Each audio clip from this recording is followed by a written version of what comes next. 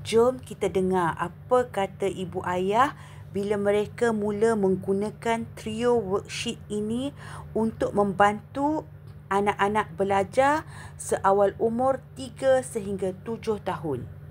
Yang paling best adalah anak-anak tidak lagi menggunakan gadget untuk bermain game semata-mata. Daripada tak berapa nak minat belajar, jadi lebih berminat dan lebih fokus.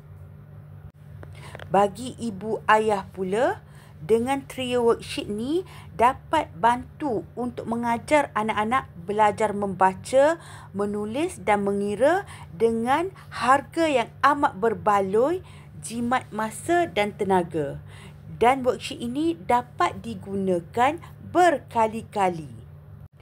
Trio worksheet ni juga dapat membantu ibu ayah yang mempunyai anak-anak autism.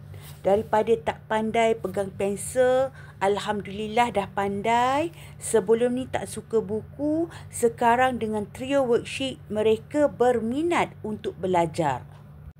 Trio worksheet ini juga adalah sebagai panduan untuk ibu bapa mengajar anak-anak secara sistematik, sebab trio worksheet mempunyai worksheet untuk mengenali huruf-huruf dan membaca, mengenal number dan mengira, juga membantu anak-anak untuk mewarna dan pelbagai jenis worksheet yang lain juga.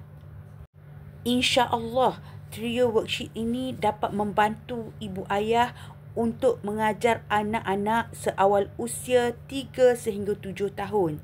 Jadi apabila mereka mula belajar di dalam darjah 1, anak-anak sudah tahu perkara asas, iaitu membaca, menulis dan mengira.